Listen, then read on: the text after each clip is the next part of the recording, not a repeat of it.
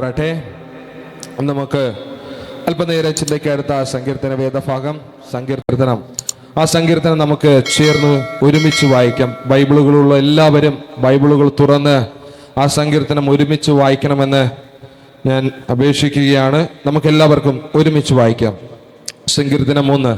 ദുഷ്ടന്മാരുടെ ആലോചന പ്രകാരം നടക്കാതെയും പാപികളുടെ വഴിയിൽ നിൽക്കാതെയും പരിഹാസികളുടെ ഇരിപ്പിടത്തിൽ ഇരിക്കാതെയും യഹോവയുടെ ന്യായപ്രമാണത്തിൽ സന്തോഷിച്ച് അവന്റെ ന്യായപ്രമാണത്തെ രാപ്പകൽ ധ്യാനിക്കുന്നവൻ ഭാഗ്യവാൻ.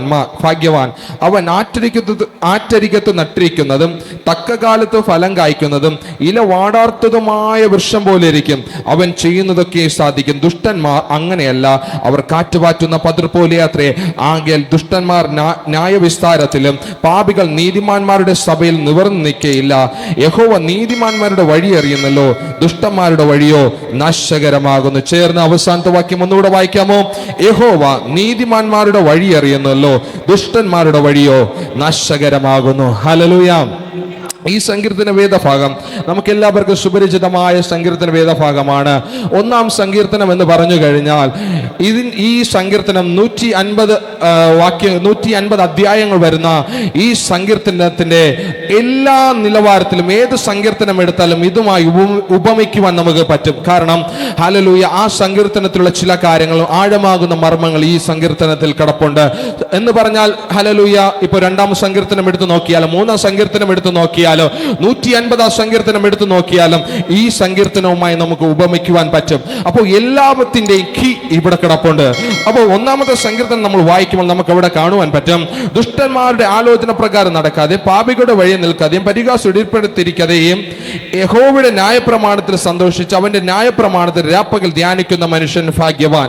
ഇവിടെ നമ്മൾ ഹല്ലേലൂയ ചില കാര്യങ്ങളായിട്ട് 3 തലത്തിൽ നമ്മൾ തിരിക്കുവാൻ തുടങ്ങിക്കഴിഞ്ഞാൽ, ഈ സങ്കീർത്തനം 3 രീതിയിൽ നമ്മൾ തിരിക്കുവാൻ തുടങ്ങിക്കഴിഞ്ഞാൽ, ഒന്നാമത് പാപത്തിൽ നിന്നൊരു സ്വാതന്ത്ര്യം എന്ന ടോപ്പിക്കായിട്ട് നമുക്ക് ഇതിനെ തിരിക്കാം. പാപത്തിൽ നിന്നൊരു സ്വാതന്ത്ര്യം ലഭിക്കണമെങ്കിൽ ഹല്ലേലൂയ ഇവിടെ കർത്താവ് 1-ാമത്തെ വചനത്തിൽ പഠിപ്പിക്കുന്നുണ്ട്, ദുഷ്ടന്മാരുടെ ആലോചന പ്രകാരം നടക്കാതെ. 1-ാമത് പഠിപ്പിക്കുന്ന ഒരു കാര്യമുണ്ട്, നടക്കരുത്, നിൽക്കരുത്, ഇരിക്കരുത്. അപ്പോ ഹല്ലേലൂയ പാപത്തിൽ നിന്ന് നമുക്ക് എങ്ങനെ സ്വാതന്ത്ര്യം വരണമെന്ന് പറഞ്ഞു കഴിഞ്ഞാൽ, പുതിയ നിയമസഭയോട് കർത്താവ് പറയുന്ന ഒരു കാര്യമുണ്ട്, നീ ഓടുക. നിന്റെ മുന്നിൽ ഒരു ഓട്ടക്കളം വെച്ചിട്ടുണ്ട്. നീ നിൽക്കുവാനോ ഇരിക്കുവാനോ കിടക്കുവാനോ അതിൽ ഇരിക്കുവാനോ പാടില്ല, നീ ഓടണം. ഹല്ലേലൂയ. ഇവിടെ സങ്കീർത്തനക്കാരൻ പറയുന്ന ഒരു കാര്യമുണ്ട്, ദുഷ്ടന്മാരുടെ ആലോചന പ്രകാരം നടക്കരുത്. നീ ദുഷ്ടൻ, ഇവിടെ ദുഷ്ടൻ എന്ന് ഉദ്ദേശിച്ചിരിക്കുന്നത് പാപം ചെയ്യുന്ന, പാപത്തിന് അനുഷ്ഠിതമായി ജീവിക്കുന്ന വ്യക്തികളെയാണ് ദുഷ്ടൻ എന്ന് പറയുന്നത്. ആ ദുഷ്ട ചിന്തയുള്ള ഹല്ലേലൂയ പാപ സ്വഭാവമുള്ള വ്യക്തിയെ കുറിച്ചാണ് ഇവിടെ പഠിപ്പിക്കുന്നത്. ദുഷ്ടന്മാരുടെ ആലോചന പ്രകാരം നടക്കരുത്. ദുഷ്ടനെ ഹല്ലേലൂയ ദുഷ്ട മനസ്സുള്ള വ്യക്തികൾ നിയന്ത്രിക്കുന്നത് ആരാണ്? പിശാചാണ് അവർ നിയന്ത്രിക്കുന്നത്. അവരെ പാപം സംസാരിക്കുവാൻ അവരെ പ്രേരിപ്പിക്കുന്നത് ആരാണ്? നമുക്കറിയാം, കള്ളം പറയുവാൻ നമ്മൾ പ്രേരിപ്പിക്കുന്നത് ആരാണ്? പിശാചാണ്. കാരണം കള്ളൻ എന്ന കർത്താവ് പിശാചിനെ ഹല്ലേലൂയ പുതിയ നിയമത്തിൽ കാണിക്കുന്നത്, അവൻ കള്ളനാണ്. അവന്റെ നാവിൽ കൂടെ കള്ളം മാത്രമേ വരാത്തുള്ളൂ. അപ്പോ ആ കള്ളത്തരം പറയുന്ന പിശാച് ഒരു വ്യക്തിയുടെ മേൽ ഇരുന്ന് കഴിഞ്ഞാൽ അവനെ നിയന്ത്രിക്കുന്നത് ആരാണ്? ദുഷ്ടനാണ്. അപ്പോൾ അവനെ വിളിക്കുന്ന പേരാണ് ദുഷ്ടൻ. ഹല്ലേലൂയ. അപ്പൊ ഇവിടെ നമ്മൾ വചനം വായിക്കുമ്പോൾ നമുക്ക് കാണുവാൻ പറ്റും, ദുഷ്ടന്മാരുടെ ആലോചന പ്രകാരം നടക്കാതെയും പാപികളുടെ വഴിയിൽ നിൽക്കാതെയും പരിഹാസികളുടെ ഇരിപ്പിടത്തിൽ ഇരിക്കാതെയും. ഇവിടെ 3 ഇമ്പോർട്ടന്റ് ആയിട്ടുള്ള കാര്യങ്ങൾ. 1 നടക്കരുത്, 2 നിൽക്കരുത്, 3 ഇരിക്കരുത്. അപ്പോൾ കർത്താവ് നമ്മളോട് വ്യക്തമായി പഠിപ്പിക്കുന്ന ഒരു കാര്യമുണ്ട്, നമ്മുടെ മുൻപിൽ ഹല്ലേലൂയ പിശാച് വരുമ്പോൾ നമ്മളെ പ്രേരിപ്പിക്കുവാൻ തുടങ്ങും, പാപത്തിലോട്ട് നയിക്കുവാൻ വേണ്ടിയിട്ട്. ആ ലോക ഇഷ്ടങ്ങളിട്ട് നമ്മൾ അതിലോട്ട് പ്രേരിപ്പിക്കുവാൻ ഇടയാകും. നീ അങ്ങോട്ട് വാ, നിന്റെ മനസ്സ് ചാഞ്ചാടി എന്ന് പിശാച് കണ്ടു കഴിഞ്ഞാൽ മൊത്തത്തിൽ നിന്നെ വലിക്കുവാൻ ഇടയാകും. നമുക്കറിയാം, ഒരു ചൂണ്ടയിൽ ഒരു മീനിനെ എങ്ങനെയാ പിടിക്കുന്നത്? ചൂണ്ടയിൽ ഹല്ലേലൂയ അതിന്റെ ഫുഡ് വെച്ചിട്ട് കടലിലോ തോട്ടിലോ എവിടെയെങ്കിലും എറിയുവാനിടയാകും. ആ മീൻ കൊത്തിക്കഴിഞ്ഞാൽ പിന്നെയും അത് വലിച്ചുകൊണ്ട് പോയി പിന്നെയും നമ്മൾ ലൂസ് ചെയ്ത് കൊടുക്കും. കങ്കൂസ്, ആ നൂല് നമ്മൾ പിന്നെയും ലൂസ് ചെയ്ത് കൊടുക്കും. എത്ര ദൂരം ഓടട്ടെ എന്ന് പറഞ്ഞ് അതിന് ലൂസ് ചെയ്ത് കൊടുക്കുവാനിടയാകും. പിന്നെയും നമ്മൾ ടൈറ്റ് ചെയ്യും. അങ്ങനെ 2-3 തവണ ടൈറ്റ് ചെയ്യുമ്പോഴത്തേക്കും അതിന്റെ ആ ആരോഗ്യം കുറഞ്ഞ് മീന് പിടിക്കുന്നത് പോലെ ശത്രു അങ്ങനെയാണ് നമ്മൾ തകർക്കുന്നത്. അല്ലെങ്കിൽ ശത്രുവിന്റെ വൈശാചികമാകുന്ന പ്രേരണകൾ നമ്മുടെ ജീവിതത്തിൽ ഇട്ടിട്ട്, പാപത്തിന്റെ പല പ്രേരണകളും ഇട്ടിട്ട് നമ്മളൊന്ന് വലിക്കുവാൻ നോക്കും. ആദ്യമൊക്കെ നമ്മൾ വീഴാതെ കർത്താവിന്റെ നിറവിൽ നിറഞ്ഞുകൊണ്ട് അഭിഷേകത്തിൽ നിറഞ്ഞ് നമ്മൾ മുന്നോട്ട് വരും. പിന്നെ ശത്രുവായവൻ ഒന്ന് വിട്ടു നോക്കിയിട്ട് പിന്നെ വലിക്കുവാൻ തുടങ്ങും. അങ്ങനെ 5-6 തവണയാകുമ്പോൾ ഈ പാപം ചെയ്താൽ കുഴപ്പമില്ല എന്ന് പറഞ്ഞ് നമ്മുടെ ഹൃദയവും നമ്മുടെ സംസാരവും നമ്മുടെ നോട്ടവും മാറുവാനിടയാകും. അങ്ങനെ പിശാച് നമ്മളെ അവന്റെ രാജ്യത്തിലോട്ട് കൊണ്ടുപോകുവാനിടയാകും. അങ്ങനെ വീണു പോകുവാൻ പാടില്ല. അതുകൊണ്ടാണ് ഇവിടെ വചനം പഠിപ്പിക്കുന്നത്, ഹല്ലേലൂയ, നീ നടക്കരുത്, നീ നിൽക്കരുത്, നീ ഇരിക്കരുത്. ഒന്നാമത് കർത്താവ് പറയുന്ന ഒരു കാര്യമുണ്ട്. നമ്മൾ ഓട്ടക്കളത്തിൽ ഓടുന്ന വ്യക്തിയാണ്. ഇപ്പോൾ നമ്മുടെ സൈഡിൽ കൂടെ ഒരു പാപം വന്നിരിക്കട്ടെ, എക്സാമ്പിൾ പറയുകയാണ്. ഒരു വ്യക്തി ഇപ്പോൾ നമ്മൾ ഓട്ടക്കളത്തിൽ ഓടിക്കൊണ്ടിരിക്കുകയാണ്. ഒരു വ്യക്തി നമ്മുടെ അടുക്കൽ വന്നിട്ട്, സഹോദര എനിക്ക് ദാഹിക്കുന്നു എന്ന് പറഞ്ഞു കഴിഞ്ഞാൽ നമ്മൾ ഒരു പക്ഷേ ഹല്ലേലൂയ അവന് നമ്മുടെ കയ്യിൽ വാട്ടർ ബോട്ടിൽ എന്തെങ്കിലും ഉണ്ടെങ്കിൽ കൊടുക്കുമായിരിക്കും. പക്ഷെ കർത്താവ് പറയുന്നത്, ഹല്ലേലൂയ, ഈ ലോകത്തിന്റെ ഓട്ടക്കളമല്ല, നമുക്കൊരു ഓട്ടം വെച്ചിട്ടുണ്ട്. നിത്യതയിലോട്ട് ജീവകിരീടം പ്രാപിക്കുവാൻ വേണ്ടിയിട്ട് സ്വർഗത്തിലോട്ട് ഒരു ഓട്ടം നമുക്ക് വെച്ചിട്ടുണ്ട്. അതിന്റെ ഇടയിൽ പിശാച് വരുവാനിടയാകും. നമ്മളെ തകർക്കുവാൻ വേണ്ടിയിട്ട്, നമ്മളെ മുടിക്കുവാൻ വേണ്ടിയിട്ട്, ക്രിസ്തുവിലുള്ള നന്മകൾ എടുത്തു മാറ്റുവാൻ വേണ്ടിയിട്ട് നമ്മുടെ അടുക്കൽ പിശാച് വരും. അതിൽ നമ്മൾ വീണു പോകാൻ പാടില്ല. എബ്രായർ അതിന്റെ 12-ാം അധ്യായം 1-ാം വാക്യം വായിക്കാമോ? എബ്രായർ അതിന്റെ 12-ാം അധ്യായം 1-ാം വാക്യം. സാക്ഷികളുടെ ഇത്ര വലിയൊരു സമൂഹം നമുക്ക് ചുറ്റും നിൽക്കുന്നത് കൊണ്ട് സകല ഭാരവും മുറുകെ പറ്റുന്ന പാപവും ഇട്ട് നമുക്ക് മുമ്പിൽ വെച്ചിരിക്കുന്ന ഓട്ടം കണ്ടോ? നമുക്ക് മുൻപിൽ വെച്ചിരിക്കുന്ന ഓട്ടം സ്ഥിരതയോടെ ഓടുക. കർത്താവ് പറയുന്ന ഒരു കാര്യമുണ്ട്, നമ്മുടെ മുന്നിൽ ഒരു ഓട്ടം വെച്ചിരിക്കുന്നുണ്ട്, അത് സ്ഥിരതയോടെ ഓടണം. ഹല്ലേലൂയ. ഇവിടെ സങ്കീർത്തനക്കാരൻ പറയുന്ന ഒരു കാര്യമുണ്ട്, നീ നടക്കരുത്, നീ നിൽക്കരുത്, നീ ഇരിക്കരുത്. പക്ഷെ എന്ത് ചെയ്യണം? നീ സ്ഥിരതയോടെ ഓടണം. സ്ഥിരതയോടെ ഓടിയാൽ മാത്രമേ നമുക്ക് ഉയരുത പ്രാപിക്കുവാൻ പറ്റത്തുള്ളൂ. ആ സ്വർഗരാജ്യത്തിൽ കടന്നു പോകുവാൻ പറ്റത്തുള്ളൂ. പിന്നെ വചനം വായിക്കുമ്പോൾ നമുക്ക് അവിടെ കാണുവാൻ പറ്റും. ഫിലിപ്പിയർ അതിന്റെ 3-ാം അധ്യായം 14-ാം വാക്യം വായിക്കാമോ? ഫിലിപ്പിയർ അതിന്റെ 3-ാം അധ്യായം അതിന്റെ 14-ാം വാക്യം. ഒന്ന് ഞാൻ ചെയ്യുന്നു, പിന്നിലുള്ളത് മറന്ന് മുമ്പിലുള്ളതിനെ ആഞ്ഞുകൊണ്ട് ക്രിസ്തു യേശുവിൽ ദൈവത്തിന്റെ പരമബലിയുടെ. കണ്ടോ? ഒന്ന് ഞാൻ ചെയ്യുന്നു, പിന്നിലുള്ളത് മറന്ന് മുന്നിലുള്ളത്. കണ്ടോ? ഹല്ലേലൂയ. നമുക്ക് മുന്നിൽ ഒരു ഓട്ടം വെച്ചിട്ടുണ്ട്, അത് സ്ഥിരതയോടെ ഓടണം.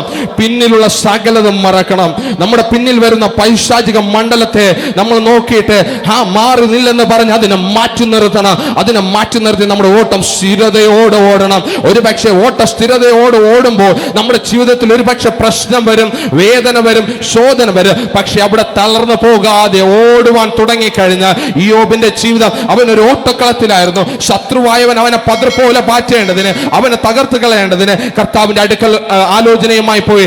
അവനെ നീ വേലികെട്ട് സൂക്ഷിച്ചിരിക്കുന്നത് കൊണ്ടാണ് അവൻ വിശുദ്ധിയോടെ ഓടണത്. അവനെ നീ ഹല്ലേലൂയ സംരക്ഷിക്കുന്നത് കൊണ്ടാണ് അവൻ നിന്നെ ആരാധിക്കുന്നത്. നീ അവനൊന്ന് തൊട്ടു നോക്കിക്കേ, അവൻ നിന്നെ മറന്നു കളയുമെന്ന് പറയുന്നുണ്ട്. പക്ഷേ ഹല്ലേലൂയ പിശാചിന് അധികാരം കൊടുത്തു. അവന്റെ ജീവനെ പോയിട്ട് അവനുള്ള സകലം തൊടുവാൻ അവൻ അവകാശം കൊടുത്തു. പക്ഷേ അവന്റെ സകലതും നഷ്ടപ്പെട്ടിട്ട് അവന്റെ ഓട്ട സ്ഥിരതയോടായതുകൊണ്ട് കർത്താവ് അവൻ അനുഗ്രഹിക്കുവാനിടയായി. നമ്മുടെ ഓട്ട സ്ഥിരതയോടെ ഓടുകയാണെങ്കിൽ, നമ്മുടെ മുന്നിൽ വെച്ചിരിക്കുന്ന ഓട്ട നമ്മൾ സ്ഥിരതയോടെ ഓടുകയാണെങ്കിൽ, കർത്താവ് വചനത്തിൽ പഠിപ്പിക്കുന്ന ഒരു കാര്യമുണ്ട്. നിനക്ക് വാടാത്ത കിരീടം കർത്താവ് സ്വർഗത്തിൽ വെച്ചിട്ടുണ്ട്. നിനക്ക് മുത്തിനാൽ നിർമ്മിതമായ ഒരു വാസസ്ഥലം കർത്താവ് സ്വർഗത്തിൽ വെച്ചിട്ടുണ്ട്.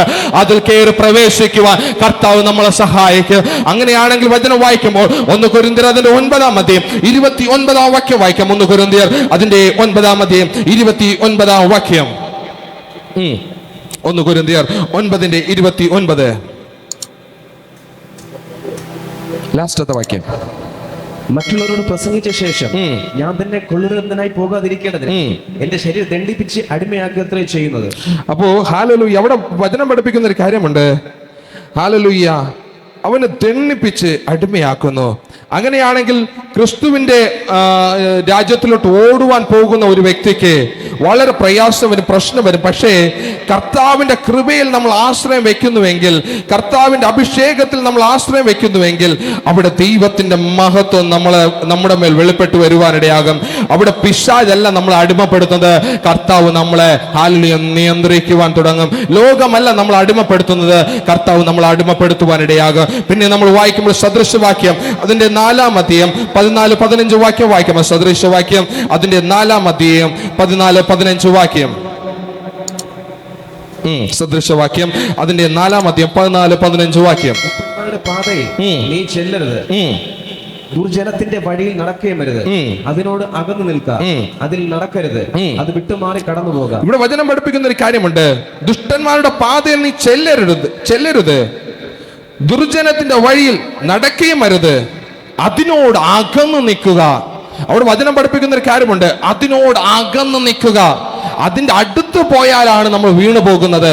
ആ പാപത്തിന്റെ ശക്തി നമ്മളെ മോഹിപ്പിക്കുവാൻ വരുമ്പോൾ നമ്മൾ അതിനെ തിരിഞ്ഞു നോക്കി അവിടെ ഒന്ന് തണുത്ത് നമ്മളൊന്ന് നടക്കുവാൻ തുടങ്ങിക്കഴിഞ്ഞാൽ, അതിലൊന്ന് ഇരിക്കുവാൻ തുടങ്ങിക്കഴിഞ്ഞാൽ നമ്മൾ അവിടെ മരിച്ചു പോകുവാനിടയാം. പക്ഷേ അവിടെ വചനം പഠിപ്പിക്കുന്ന ഒരു കാര്യമുണ്ട്, നീ ഓടണം. അതുപോലെ ഇവിടെ പഠിപ്പിക്കുന്ന ഒരു കാര്യമുണ്ട്, ഹല്ലേലൂയ, ഇവിടെ വ്യക്തമായി പഠിപ്പിക്കുന്നുണ്ട്, ആ വ്യക്തിയുടെ അടുക്കലോട്ട് നീ അടുത്തു പോകരുത്, അകന്നു നടക്കുക.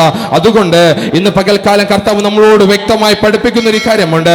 ദൈവത്തിന്റെ സന്നിധിയിൽ അടുത്തു വരുമ്പോൾ വിശുദ്ധിയോട് ഓടാൻ വേണ്ടി വേർപാടോടെ നിങ്ങളുടെ ജീവിതങ്ങളെ കർത്താവിന്റെ കരങ്ങളിൽ സമർപ്പിച്ച് മുന്നോട്ട് പോകുമ്പോൾ ജീവിതത്തിൽ പ്രയാസം, പ്രശ്നം, പ്രതിസന്ധി, രോഗം, കണ്ണുനീർ, കഷ്ടപ്പാടുകൾ, നമുക്ക് മുന്നിലോട്ട് പോകുവാൻ പറ്റാത്ത നിലവാരത്തിൽ കടൽ തിരമാല പോലെ പ്രശ്നങ്ങൾ ഒരുപക്ഷെ നമ്മുടെ ജീവിതത്തിൽ ആഞ്ഞടിച്ചേക്കാം. പക്ഷേ അവിടെ വീണു പോകാതവണ്ണം ഓടണമെന്ന കർത്താവ് വചനത്തിൽ വ്യക്തമായി പഠിപ്പിക്കുന്നത്. പിന്നെ നമ്മൾ വായിക്കുമ്പോൾ ആ സങ്കീർത്തനക്കാരൻ ഇപ്രകാരമാണ് പഠിപ്പിക്കുന്നത്.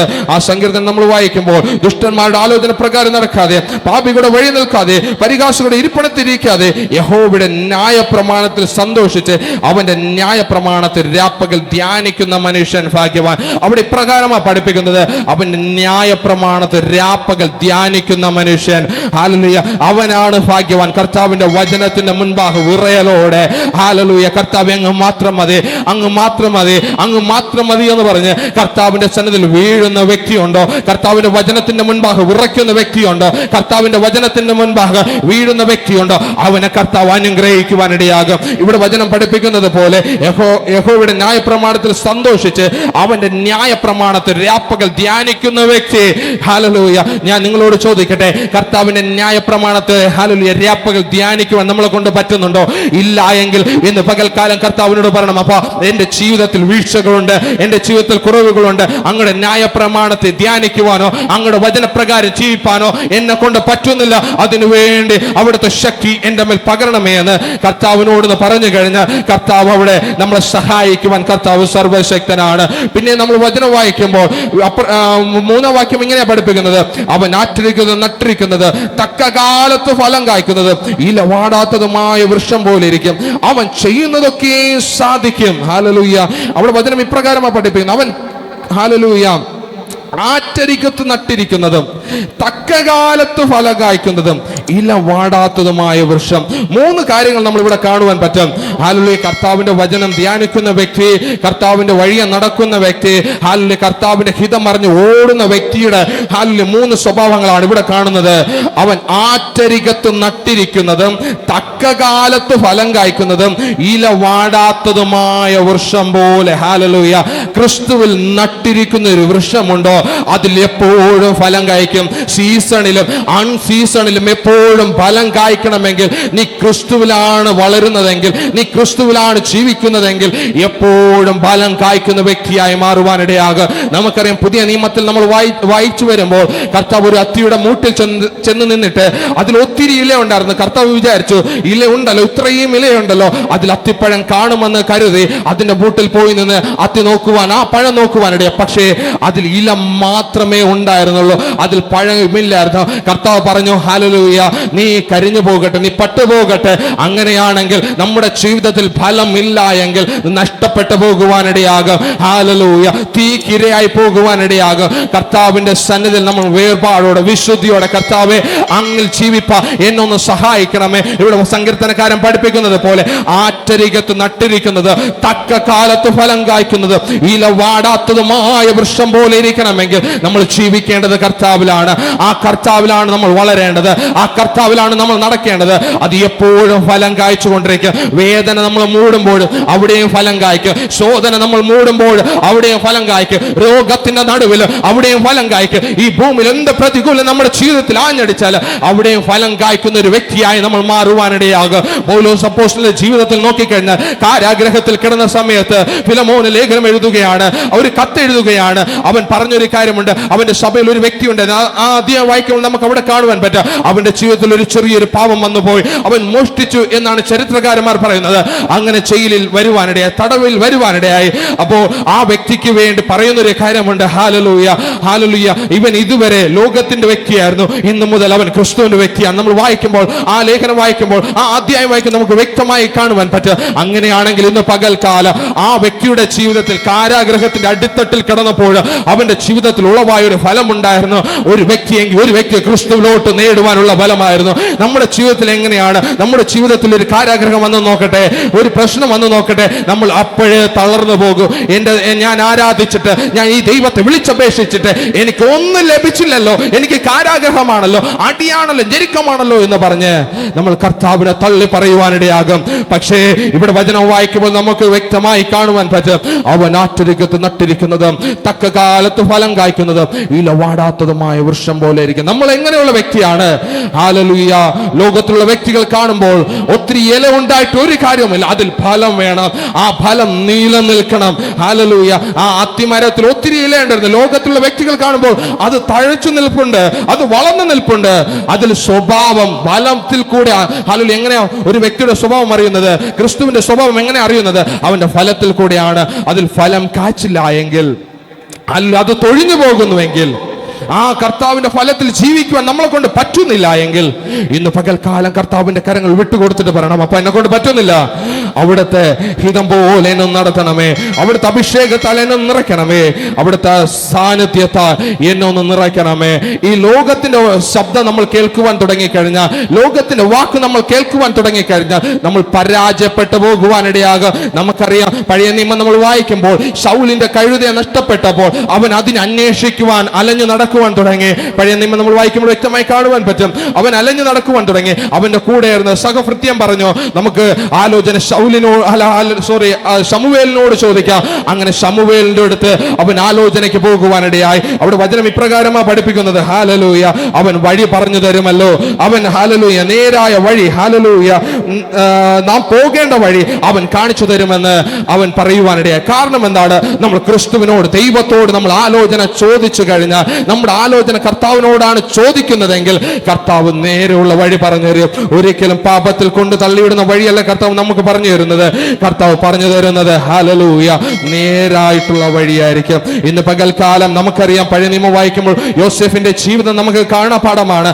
അവന്റെ ജീവിതത്തിൽ അവന്റെ സഹോദരന്മാർ അവനെ ഒറ്റപ്പെടുത്തി മാറ്റി നിർത്തി, പൊട്ടക്കിണറിന്റെ നടുവിൽ അവനെ തള്ളിയിടുവാനിടയായി, പോത്തിഫറിനെ അവനെ വിൽക്കുവാനിടയായി. അവിടെയും അവന്റെ ജീവിതത്തിൽ കാരാഗ്രഹവും പ്രതിസന്ധിയും വന്നപ്പോൾ അവന്റെ ആശ്രയം കർത്താവിലായിരുന്നത് കൊണ്ട്, അവൻ ഹല്ലേലൂയ ആറ്റരികത്ത് നട്ടിരുന്നത് കൊണ്ട്, അവൻ തക്കകാലത്ത് ഫലം കായ്ക്കുന്നത് കൊണ്ട്, ഇല വാടാതിരുന്നത് കൊണ്ട് അവനെ കർത്താവ് അനുഗ്രഹിക്കുവാനിടയായി. നമ്മുടെ ജീവിതത്തിൽ ഒരുപക്ഷെ കണ്ണുനീർ വരും, വേദന വരും, അവിടെ പതറിപ്പോകാതിരുന്നു കഴിഞ്ഞാൽ നമ്മളെ മാനിക്കുന്ന കർത്താവ് സ്വർഗത്തിലുണ്ട്.